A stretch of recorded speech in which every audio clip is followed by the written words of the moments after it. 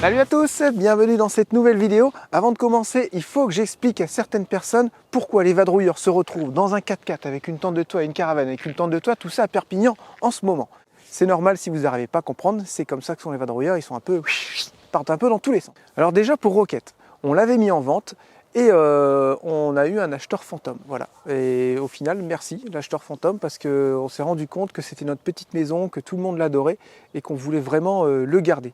Donc on l'a toujours, il n'y a aucun souci, hein, il est chez des amis en sécurité. Ensuite, pourquoi nous avons fait un 4x4 et une caravane? Parce que c'est un projet qui nous tenait à cœur depuis environ, on va dire 3 ans avec Charlotte, et on voulait essayer. Une fois qu'on a fini Rocket, on s'est dit, ah si on essayait le 4x4, ça serait bien d'essayer le 4x4 et la tente de toit comme on voulait, comme on a toujours voulu, parce qu'au final on est tout le temps en train d'en parler, mais on n'a jamais essayé. Alors on a mis nos idées en application, et voilà ce que ça donne. Alors cet ensemble est composé d'un Terrano 3 litres 150 chevaux, 7 places. La caravane a été achetée sans l'essieu. Elle a été mise sur un plateau homologué d'une tonne 5. On a rajouté juste des roues tout terrain. On lui a rajouté aussi une tente de toit qu'on peut accéder de l'intérieur pour les enfants, ce qui fait qu'elle est 4 places. On pourrait même en mettre un peu plus parce que la tente est assez grande, elle fait 2,20 m sur 1,60 m.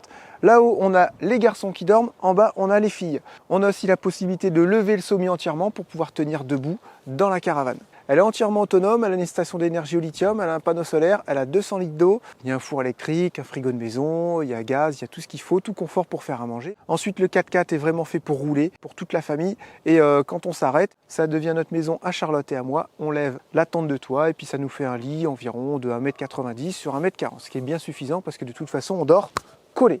Alors on pourrait se dire, mais pourquoi ce changement? Eh bien quand vous avez quelque chose dans la tête qui vous trotte depuis des mois, depuis des années, il faut l'essayer.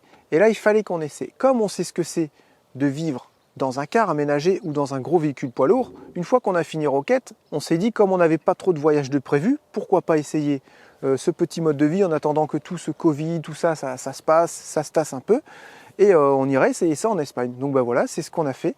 Là, nous sommes actuellement sur la route de l'Espagne. On a eu forcément des petits pépins de départ, donc un chauffe-eau qui a explosé. Là, on attend la pièce, on va pouvoir réparer tout ça. Et le but de ce petit voyage qui va durer normalement entre 2 mois, 2 mois et demi, c'est de tester le 4x4 avec la caravane, voir si c'est quelque chose qui peut être viable sur du long terme, suivant les voyages qu'on va vouloir effectuer bientôt, ou alors si on préfère tout simplement revenir au printemps pour repartir tout simplement avec notre bus. On a déjà pu voir avec les enfants et Charlotte ce qui allait nous convenir, donc forcément vous en doutez, ce qui est moins pratique avec cet ensemble, c'est que c'est petit et qu'il faut bien gérer avec la météo. Si vous vous retrouvez avec un temps dégueulasse, forcément ça devient un peu plus insupportable que si vous êtes comme ici où il fait beau, où il fait bon, c'est agréable, ça fait un peu camping tous les jours, mais on n'aura pas toujours du beau temps et de la chaleur à longueur d'année. Donc il faut faire attention à tout ça. Ça demande de l'adaptation en permanence, alors que dans le car, vous avez juste à tourner la clé, vous pouvez rouler n'importe quand, de nuit, vous êtes fatigué, vous arrêtez sur un parking, même si c'est pas terrible, c'est pas grave. Une fois que vous êtes dans votre bus, vous êtes dans votre petit appartement, c'est fermé, voilà, c'est nickel. Vous avez une grosse autonomie en eau, vous avez une grosse autonomie en solaire, vous avez du confort, vous avez une douche qui est fixe, vous n'avez pas besoin de défaire votre douche sans arrêt tous les jours. Pour aller aux toilettes, vous avez juste besoin d'ouvrir une porte, vous êtes dans vos toilettes. Voilà, il y a énormément de choses qui sont confortables, mais c'est un confort nécessaire. Et je le rappelle surtout quand vous êtes avec 4 enfants et que c'est un mode de vie et pas un mode de voyage à court terme, il faut bien faire aussi la différence avec un mode de déplacement pour un voyage bien défini, admettons un voyage de 6 mois, un voyage d'1 an, un voyage de 2 ans, et un mode de vie comme nous. Nous, c'est vraiment un mode de vie, c'est une maison qu'on a à l'année. Aussi, au niveau des véhicules, on a tellement essayé de véhicules depuis que je suis avec Charlotte. On a eu, je sais pas, une dizaine de camping-cars, enfin, des fourgons aménagés, on a dû en avoir 8. Et en poids lourd, on en a eu 4. Et ce qui est bien maintenant, à l'heure d'aujourd'hui, que les enfants sont un peu plus grands, on sait maintenant quels sont les avantages pour tel ou tel véhicule. Celui vraiment qui était manquant, c'était ce petit véhicule 4x4 compact. Et c'est pour ça qu'on teste. Celui qui manque aussi, c'était 2 sidecars Oural, mais ça on n'essaiera pas. Déjà là, ça commence à être petit, donc les sidecars. Au moins, je sais que ça, c'est pas possible pour l'instant avec les 4 enfants. Il faut dire aussi que nos enfants, ils ont besoin aussi d'un certain confort, mais c'est un confort, j'ai envie de dire, nécessaire. On a beaucoup de questions par rapport à nos vidéos parce qu'on a fait énormément de vidéos d'aménagement et d'ailleurs, elles ont super bien fonctionné. On reçoit souvent des messages qui nous disent merci pour vos vidéos. Je voulais aussi revenir sur tous les messages qu'on reçoit par rapport à des questions qu'on nous pose. Jérém et Charlotte, quel est le meilleur véhicule pour partir? Qu'est-ce qu'il nous faudrait? Un poids lourd, pas poids lourd, camion, pas camion, camping-car, 4x4. C'est vraiment un choix qui est propre à chacun.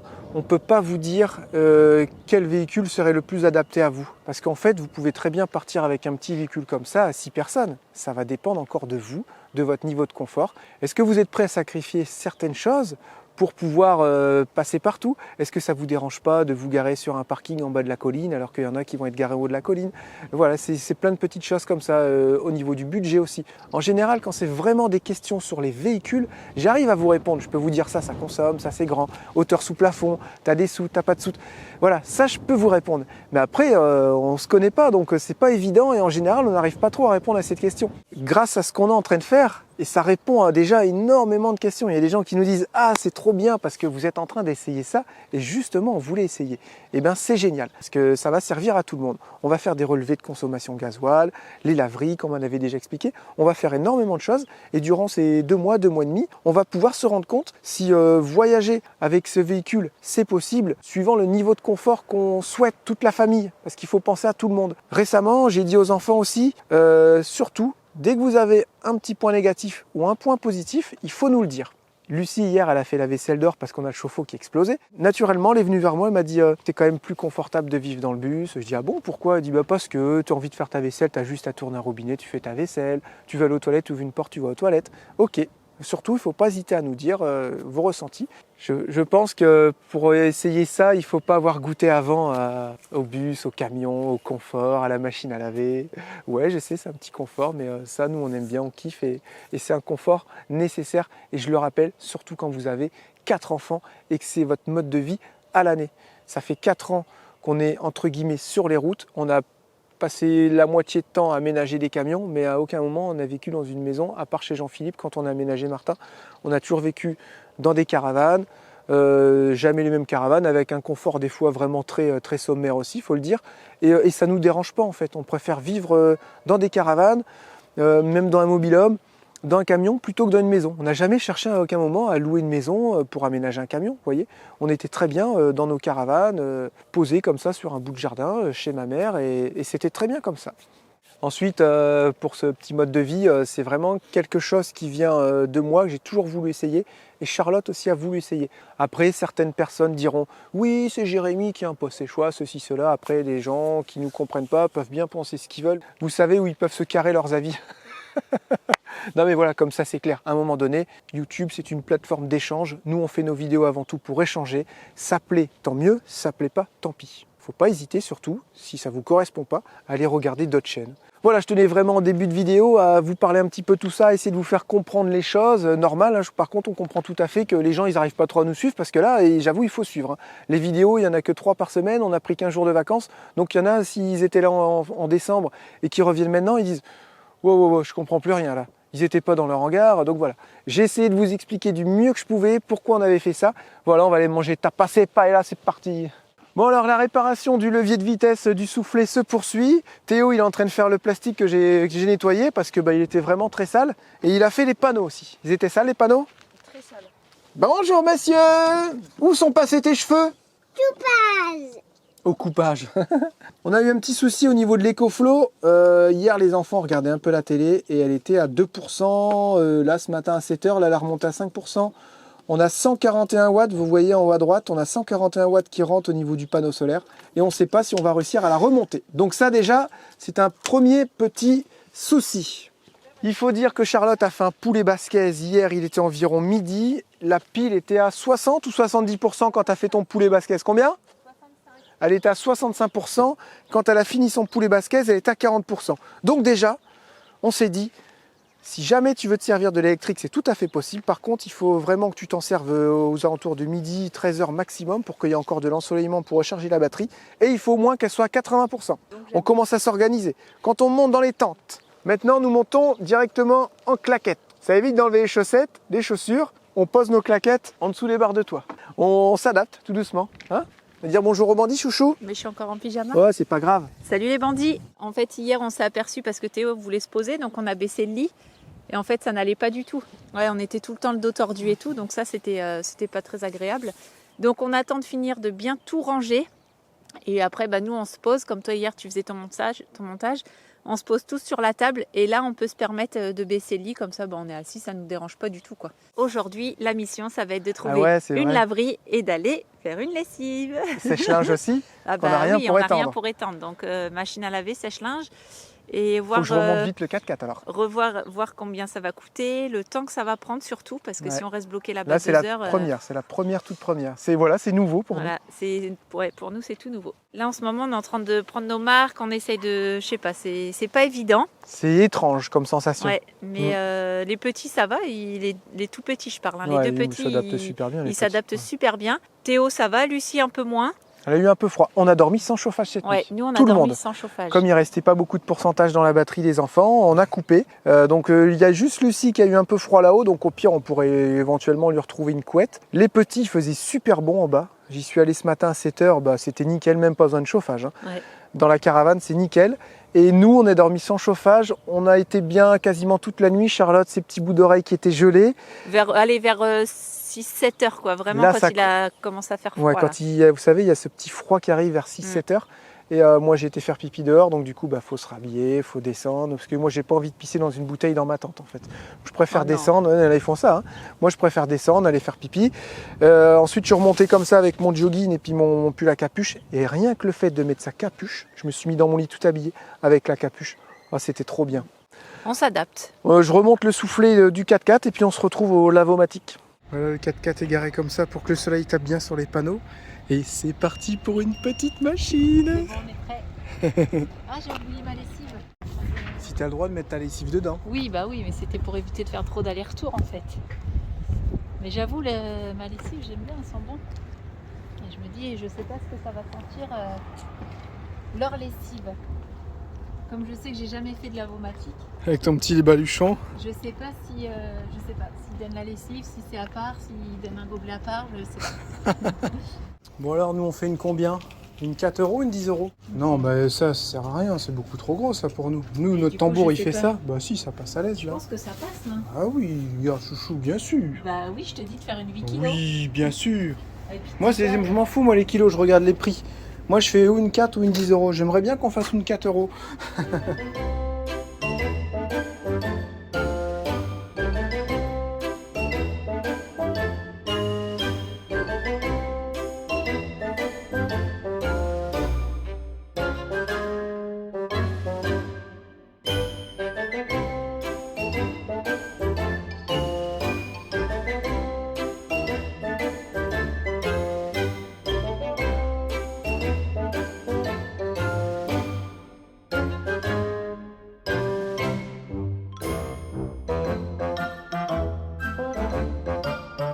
Bon, on était en train de compter avec Charlotte.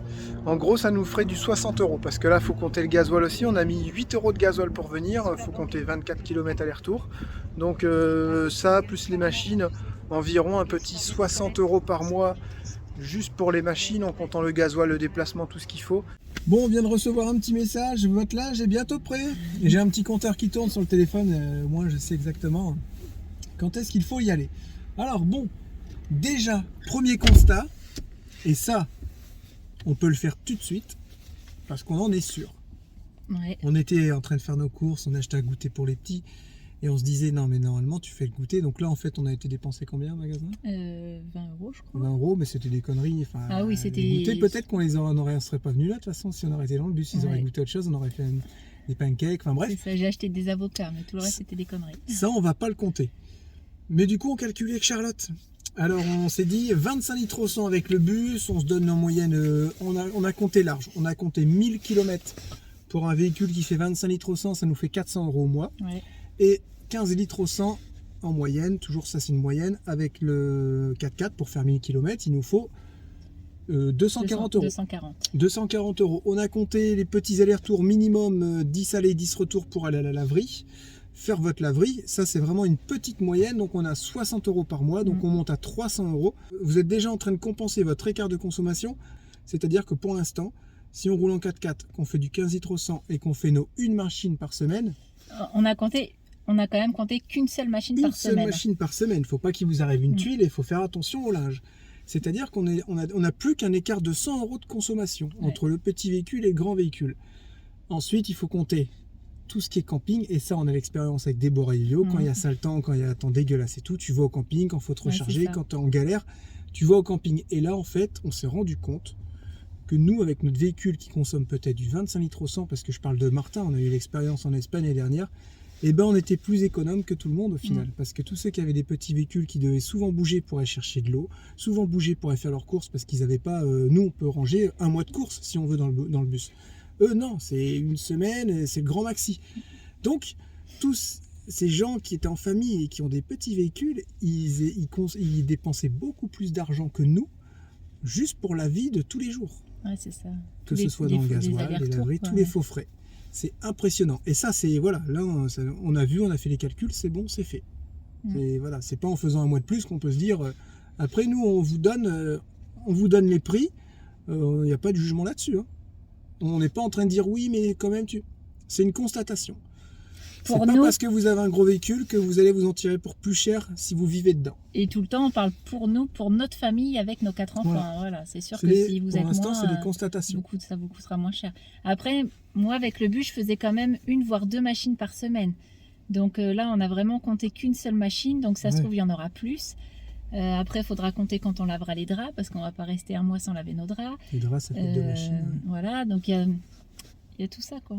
Après, il faut voir si une demi-heure de sèche-linge, ça va aller. Est-ce qu'il ne faut pas rajouter 2 € en plus? Charlotte voulait faire un petit gratin. Elle dit, bah tu vois, je peux pas parce qu'on est en galère avec la pile. Ouais. Hier soir, je voulais faire un... En fait, hier midi, j'ai fait mon poulet basquez parce que bah, voilà, j'avais mon poulet à faire. Et j'ai dit, j'ai trop envie de faire mon gratin dauphinois avec ma sauce à l'échalote et tout. J'en avais envie. Et là, quand on a vu la pile, on a dit, bah non, c'est mort, le gratin, c'est mort. Je suis, bah c'est pas grave, je le ferai demain midi. Mais non, je peux pas non plus. Elle est toujours pas rechargée. Donc, ouais, c'est un peu frustrant parce que bah, on s'adapte, on n'arrête pas de dire qu'on s'adapte. Mais c'est frustrant quand même. Mais jusqu'à quel point, quoi. Voilà. Jusqu'à quel point tu es prêt à t'adapter pour faire l'impasse sur toutes les choses au quotidien qui te facilitent la vie et qui au final sont agréables. Parce que pour Charlotte ou pour moi, c'est agréable de bricoler ou de faire un petit plat, de faire son petit pain soi-même, dans son petit robot, tout ça. C'est des petites choses qui sont agréables au quotidien. Et est-ce que vous êtes prêt à faire l'impasse à tout ça juste pour avoir un petit véhicule et aller dormir en haut de la colline, là où il n'y a personne? Bah ouais, ou alors est-ce que vous préférez dormir avec tous les gens en bas de la colline? Bah ouais, parce qu'après, il faut dire que nous, ça fait quand même des années qu'on vit comme ça va faire 5 ans. On s'est habitué aussi à tout notre confort, à tout ça. Donc là, j'avoue, en quelques jours... Confort nécessaire. Hein. Ouais, confort nécessaire. Et je me dis qu'en quelques jours... Bah... On remonte, on va chercher le bus? Non, on va surtout aller chercher notre linge. Ah ouais. Allez, c'est parti.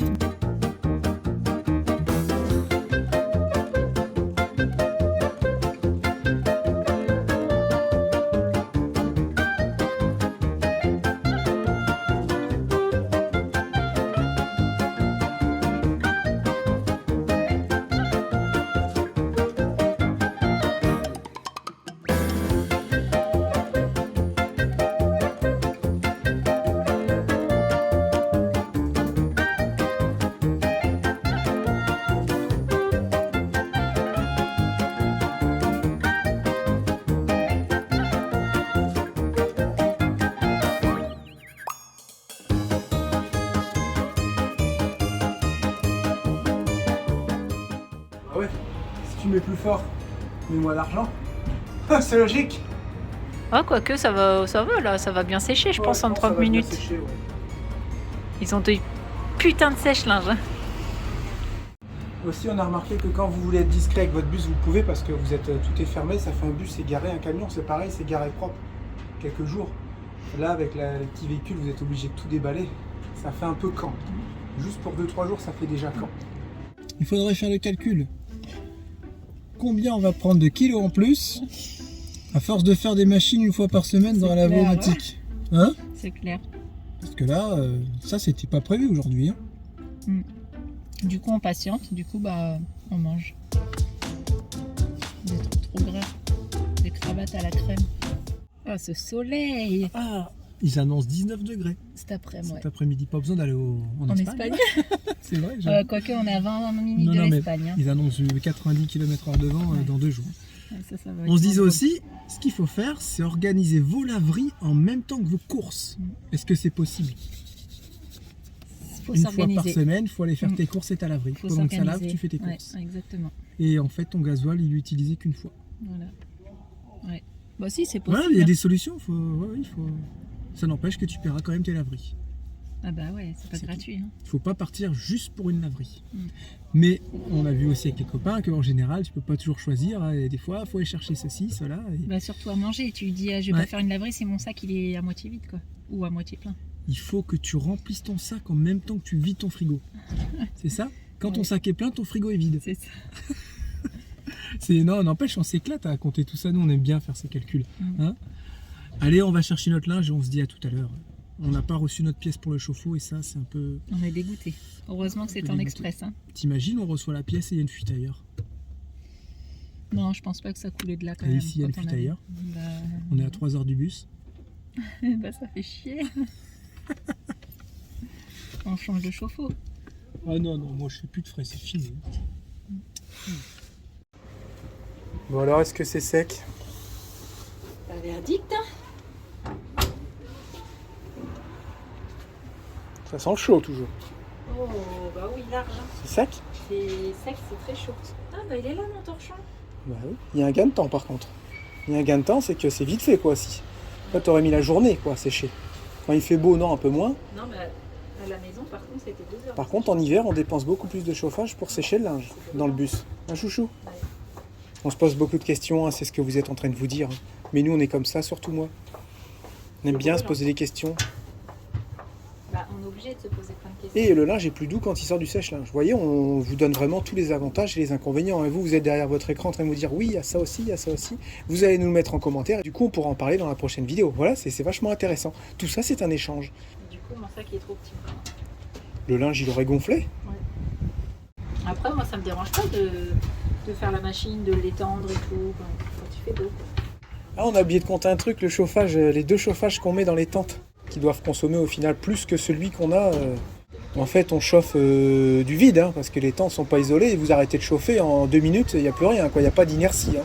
Alors voilà, petite vidéo très courte, il n'y a eu pas grand chose à montrer, hein, rien d'intéressant, on espère recevoir la pièce demain. On vous dit à bientôt pour de nouvelles vidéos et des aventures croustillantes. Non, on vous donne rendez-vous dans la prochaine vidéo avec... De nouvelles croustillantes. On vous fait plein de gros bisous. On se dit à bientôt. Ciao, bye bye. Salut les bandits.